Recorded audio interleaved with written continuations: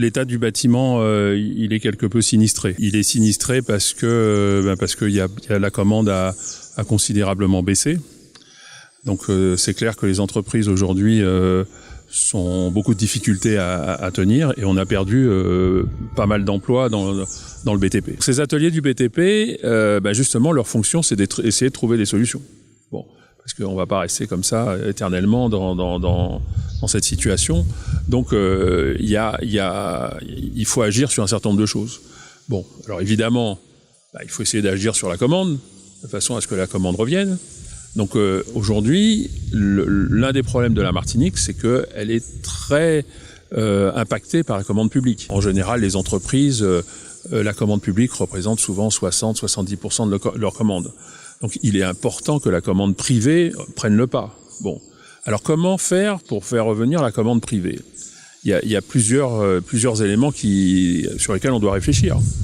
La première, c'est que vous avez des grands donneurs d'ordre privés qui interviennent en métropole massivement et qui n'interviennent pas du tout en Martinique. Alors le premier que je vais citer, c'est les banques. Si vous voulez. Les banques en France, en France métropolitaine, gèrent des milliers, voire des centaines de milliers de logements qu'elles construisent. Vous voyez ? Et elles construisent très peu en Martinique. Il faut savoir quand même que les avoirs en banque des Martiniquais, ça représente au moins 7 milliards d'euros. Donc si sur ces 7 milliards d'euros, on était capable de mobiliser ne serait-ce que 100 millions d'euros par an, je veux dire, tous les problèmes de la Martinique sont réglés. Alors c'est aussi le cas des assurances. Vous voyez, les assurances qui sont quand même intéressées à ce que la construction en Martinique se fasse dans de bonnes conditions, devrait, elle aussi, investir sur la Martinique. La deuxième chose, c'est que il faut que la Martinique, par son attractivité, parce que la Martinique est un pays attractif, contrairement à ce qu'on pourrait croire, fasse venir des investisseurs privés. Et les investisseurs privés sont prêts à venir. Je veux dire, on en a rencontré quelques-uns.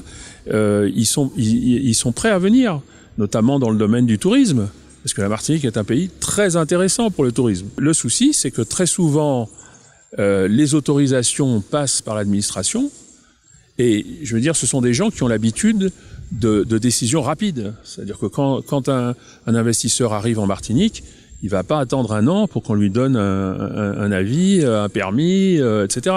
Il faut que les choses aillent vite. Donc il faut qu'on change un petit peu de paradigme en Martinique et qu'on soit capable de donner des réponses rapidement pour que les gens puissent s'en sortir. Quand on regarde les coûts, on a des coûts donc de main-d'œuvre et des coûts surtout de matériaux qui sont bien plus élevés qu'en métropole. Bon. Alors ils sont plus élevés en métropole tout simplement parce qu'il faut les faire venir. Ce matin on parlait de normes.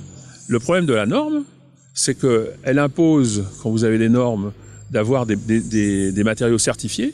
Et ces matériaux certifiés, eh bien, il n'y a pas de matériaux certifiés ni dans la Caraïbe, ni même souvent en Martinique.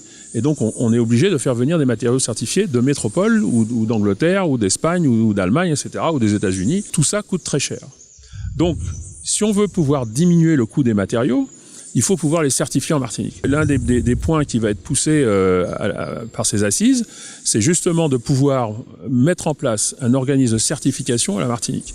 Donc, si on a un organisme de certification à la Martinique, on pourra faire certifier des produits en Martinique qui permettront aux Martiniquais de fabriquer et de produire localement, ce qui est pour par exemple ce qu'on appelle le HQE une excellente chose. Ça nous permettra également d'aller chercher des matériaux que l'on fabrique en Europe, comme les baignoires, les robinets, enfin, etc.